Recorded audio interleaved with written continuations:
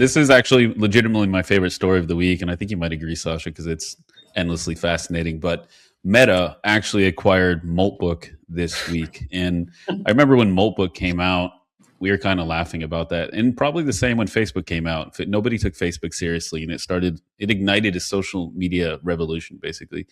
But for those that are unaware, Moltbook is a AI agent social media application platform only for AI agents. Humans are not allowed to participate, only to observe. And there was some controversy because Moltbook was kind of being co-opted by people just instructing their agents to write silly messages like, my human's really annoying, should I take him out? And stuff like that to kind of inflame and troll people and make them feel like Skynet was already here.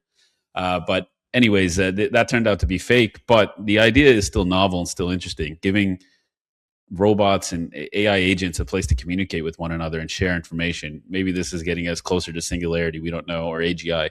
But anyways, Meta acquired Moltbook, the Reddit-like social network where AI agents use OpenClaw and can communicate with one another. The news was first reported by Axios this week, and Moltbook is joining Meta's Superintelligence Labs, a Meta spokesperson said. The creators Matt Schlitt and Ben Parr will join the team, and it kind of feels a little bit like the acquisition of OpenClaw, which inspired this, and Pete Steinberger moving to OpenAI. So I think they're creating some sort of like open source foundation to kind of protect this. But yeah, I mean, maybe I've seen some memes online of people making fun of Mark Zuckerberg for this acquisition, saying it's a junk company, it's not worth much. And we have no idea how much they paid for it. But if it's a small price, it might be a good idea to be the first mover in this space that nobody's really thinking about yet. It's an interesting story for sure. I think it's fun to kind of dive into this and deconstruct it. And you ask the questions of like, why would Meta buy something like this? You know, at face value, Moltbook was an incredible marketing exercise to boost engagement and interest for OpenClaw, and that's kind of where it came off the back of, right? I don't think these individuals had any association with Peter Steinberger of OpenClaw, but it did go somewhat viral when Moltbook really came to light.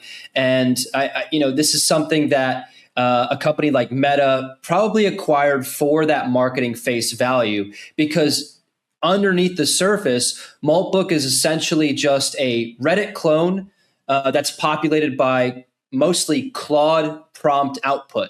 So I don't think there's a whole lot of value there outside of potentially what we've seen in the past with some of the Chinese foundational LLM companies that were sort of like DDoS attacking Anthropic and Claude to try and deconstruct how their LLM is working based on the inputs and the outputs. So I'm not sure why this move went through, but I imagine that Meta didn't pay a whole lot of money for something like this because it was probably something that was vibe coded on the fly and then launched, like I said, as a marketing exercise. Meta, on the other hand, they've been making some very questionable moves in the AI space. And it seems like for the past decade, they're just printing money on the ad revenue side. And Zuck can make no mistake when it comes to allocating capital. They've spent hundreds of billions of dollars on ventures that have gone virtually nowhere. And they seem to have an endless supply of money to power that. And they just did recently let go of their head of AI, Alexander Wang, who they acquired from Scale AI, which, let's be honest, Alexander Wang heading an AI department within Meta is somewhat of a joke. He's not really an AI researcher. He's more of like a product SaaS bro that, developed this data infrastructure company that kind of rode the hype wave of LLMs. And so I'm not sure if this is a good move, but I wouldn't look too deep into it. It's just funny that an AI Reddit clone got acquired by one of the biggest companies in the world. Yeah, I think you're absolutely right. This is more of a marketing thing. The sheer speed in which they had rolled this, it was only a few days after OpenClaw really hit the mainstream. So they couldn't possibly have had enough time to create something of substance or value, except for that future value. But I think it's more of a marketing thing. I can't imagine there's much of a tech moat. I think you could spin something up similar or better quite quickly. But yeah, they couldn't have paid much for this. It's probably more of an acqui-hire, kind of like, I don't think, what was it, OpenAI? I don't think they acquired OpenClaw because it's open source. It's a foundation. But they kind of acquired the rights to Pete Steinberger, and he's obviously the face of the agentic movement right now. So it's more of a marketing thing. Like these two guys got in at the right time and got acqui-hired, whatever you want to call it.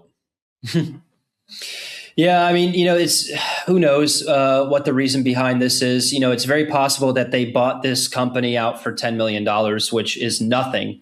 It's not even a drop in the bucket of what Meta has in their balance sheet, which may have driven, just through sheer speculation and headlines that we're reading today, may have driven the stock price for Meta up by 1% that they could easily recoup that cost from. All right, up next on our blockchain and cryptocurrency news, we have some big stories, starting with Meta wanting to turn WhatsApp and Instagram into stablecoin wallets, at least integrating stablecoin wallets into their platforms that would be associated with user accounts specifically. So Meta is quietly coming back into crypto and planning their dollar-pegged stablecoin payments into Facebook, Instagram, and WhatsApp starting in the second half of this year. And instead of launching their own coin like Libra or Diem, I believe that was the big news a couple of years ago, Meta is issuing RFPs to third-party providers, and Stripe, I believe, is the front runner right now to be able to plug in existing stablecoins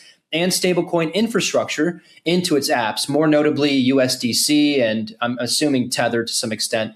And so the play is cross-border. Obviously, Meta has over 3 billion users across Facebook, Instagram, and WhatsApp that can now, or hopefully at least in the second half of this year, send near instant low-fee dollar tokens within chats, targeting a massive remittance market and also potentially powering creator payouts, which is a huge deal when it comes to social media. There have been a lot of competitors that have come to market trying to poach the market share from these behemoths through creating a creator payout structure. So the huge news there, and it just goes to show that, hey, cryptocurrency, more notably stable coins, are here to stay.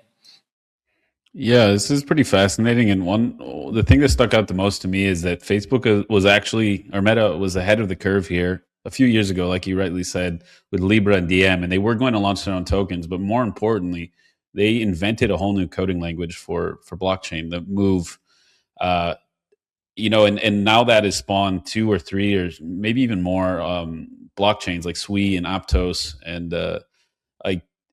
they were ahead of the curve, and then they kind of abandoned it and they said this is not worth it. And then now they're coming back quietly is the operative word here. But if they had just stuck with this, they would have been like front running everybody. But anyways, I guess they've made right. I think this is a brilliant move. Like, this is really, we always, in crypto, people that are familiar with crypto, they always say we need to onboard the next billion. Well, who's more likely to do that than like a company like Meta? Over 3 billion users. They can send near instant low fee dollar tokens in chat. That's how you make people fall in love with blockchain. Maybe not meme coins or getting rugged by some influencer, but like actually seeing in real time how easy it is to send money and how quickly it arrives. I think it's a testament to like these fintech companies too, like Stripe and Revolut. Like they've made it a lot easier. Wise, it's really easy to send money on those too, and it's kind of it should make banks more afraid for their future, because banks are dinosaurs. They're fossils. They don't work for people like they should in 2026. So I'm all for this. I think it's a really brilliant move. I don't know if I'd use it myself, at least not right from the beginning. I'll wait to see what the verdict is. But yeah, very kudos to Meta for actually doing something right. Yeah. I mean, one last note there, like kudos to them for doing something right, but it's something that should have been done by somebody with a network like this a long time ago. Overnight, this destroys Wise, this destroys Venmo, and this destroys other payment infrastructure providers that have tried to build businesses off of the back of like poor remittance infrastructure. And so like for whoever's partnering with Meta on this, and I believe Stripe is the front runner, good for them, because everyone else is going to take a huge hit. Yeah, and they could also have multiple third-party providers, but I don't think it like puts them out of business. But they definitely got to adapt quickly and or partner with other platforms. And speaking of, we got another story here about stablecoins and crypto coming to another one of the most used platforms in the world, X, or Twitter, as people like me still call it. But XMoney's beta is going live, I believe, in April, so next month. And Elon Musk confirmed that XMoney, a built-in wallet and payments layer for X, will enter early public access in April 2026 after running its internal beta, which is going on right now. And at launch, in the US, XMoney is a custodial fiat wallet using Visa Direct, and users can link their bank accounts, send peer-to-peer payments, pay their bills, and get virtual or physical debit cards with 1% or up to 1% cashback. So the wallet will cover up to 6% yield on balances via traditional finance products, not DeFi, with FDIC style deposit insurance of up to $250,000 and relative high daily limits. So this is pretty interesting, and I think crypto is going to come later. They haven't announced that yet, but it is Elon Musk, it is X, so there's probably going to have Dogecoin and major altcoins involved later on, depending on the licenses they receive in some of the U.S. states. I believe there's like a handful of U.S. states that are very unfriendly to crypto, so they probably are struggling to get licenses in those states. But everywhere else, it seems like a good move. Like we said, the same thing with Meta before. It seems like the next step, like bringing finance rails to social media, because that's where people spend most of their time, if we're being honest. Yeah. I mean, just more players getting in the game now. The dam has broken, and now the valley is flooding. We've got crypto everywhere, and the name of that crypto is stablecoin.